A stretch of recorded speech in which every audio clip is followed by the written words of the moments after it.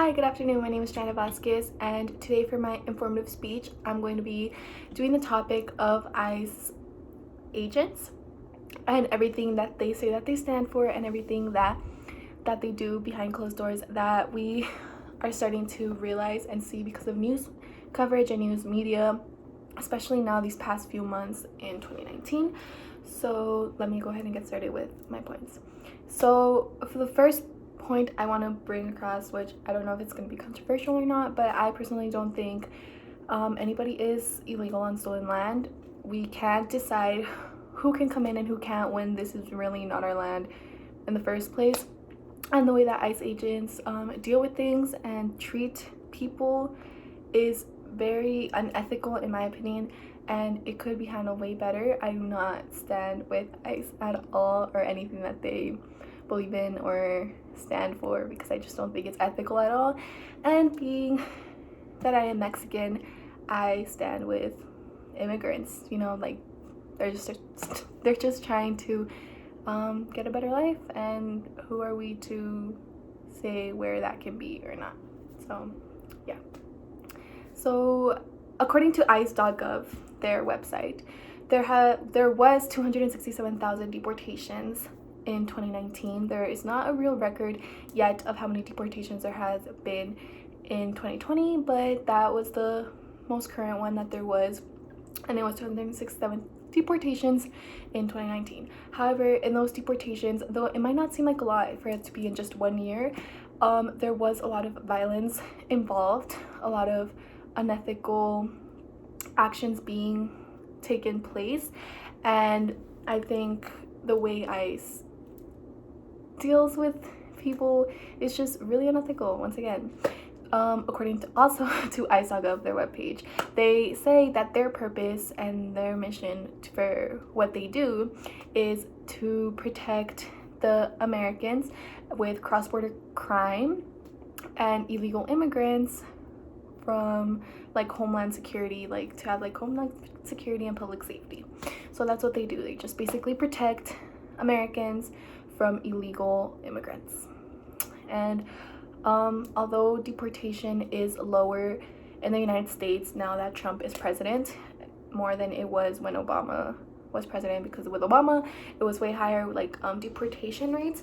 There is higher crime with him, and the ICE arrests have increased up to 42%, according to Brennan Center. The arrests are also not very peaceful, and they are rather violent and uncalled for. If you guys have Twitter, Instagram, you guys can see many of the deportations that have happened. They're not very pretty. Also, families are being separated day by day. There could be like newborn babies, like little babies that are being separated from their parents. There can be like 2-year-olds being separated from their parents, and once they come back to their parents, they don't even know who they are because they didn't have them for a long amount of time. That is also very unethical in my opinion, being separated from your family just because they can do it. They say so, and they're doing it just to do it. In October 15th, there was 2,654 families that were separated. That was not even 2 weeks ago. October 15th, 2,654 families. So imagine how many families were separated in between that, like from January to October. According to ACLU, that was the statistics that was shown, which is incredible and mind-blowing that many people in just like that amount of time, like that's crazy. Also, children are going missing.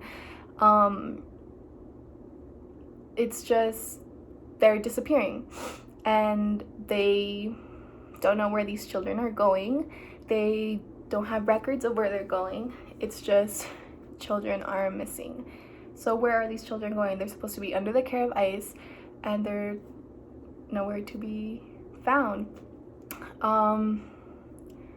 Times News recorded that there are 445 children missing, and Trump refuses to say where they went. Trump refuses to say what happened to them. He refuses to take the fall for it. He doesn't know what happened to them, and he has no explanation as to what happened to them. There have been a lot of theories of what might have happened to them, like them being sold, them like just being kidnapped. Like they don't know what happened to them, and those children up like today, like October, like right now, they still don't know where those kids are, which is another thing that comes to make me question, what does ICE do with these kids? They're separating families, and they're also missing children. Also, let's get started on the living conditions of ICE facilities. They have very poor like health care and like medical care inside the facility. They are not being fed well. Their hygiene is terrible. There's no good hygiene in there. The temperatures in there are freezing cold. They don't have beds to sleep in.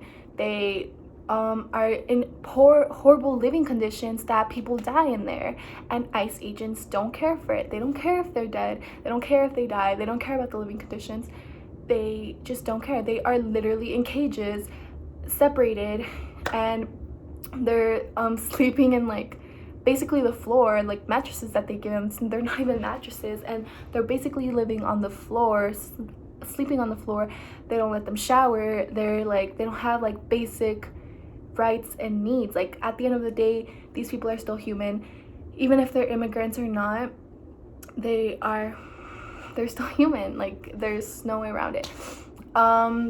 Also, the abuse they endure is very harsh.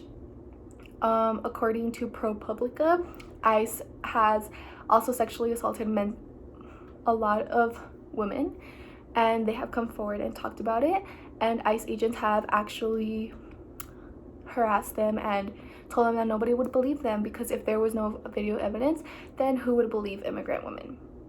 And actually they were doing this thing where they would have like patterns and like this like strategy of how they would harass these women. They would actually sexually assault them in places where their cameras had blind spots, I suppose, where the camera didn't catch the angle of where they were sexually assaulting them, and that's how they would keep the women like quiet. And they would tell them, who's gonna believe you if there's no footage? Like there's blind spots, and you can't prove anything. So they would do this, and it would be a pattern, and they would like rotate, and ICE agents would participate in this, which is horrible for women to have to endure this. And actually this like news article that's like by ProPublica, it is actually happening in El Paso. This happened in El Paso, in our city.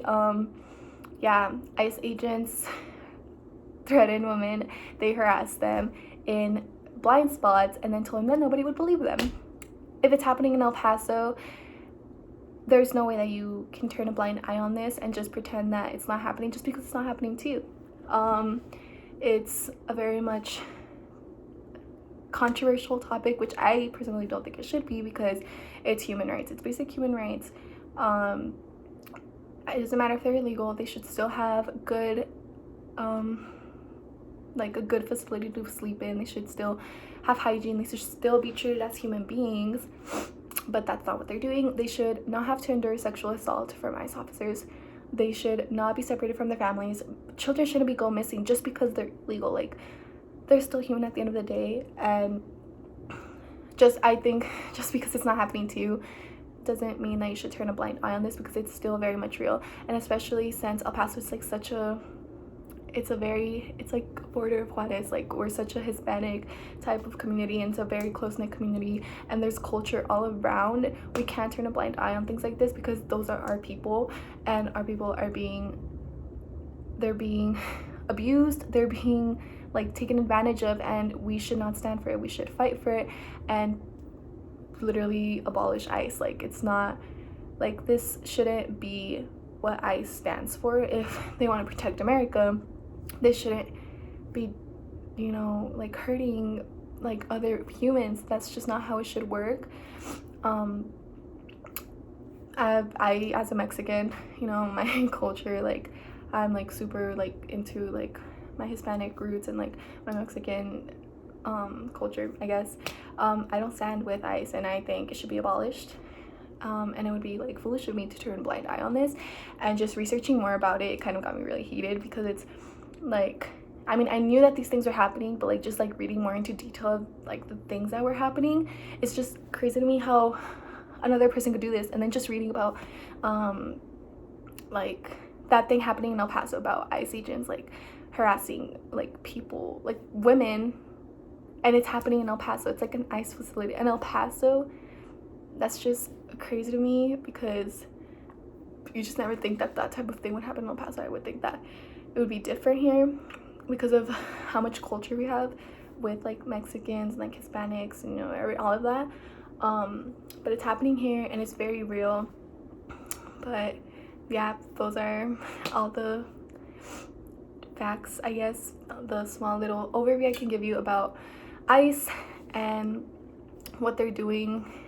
So yeah, I hope you enjoyed. Thank you. Okay.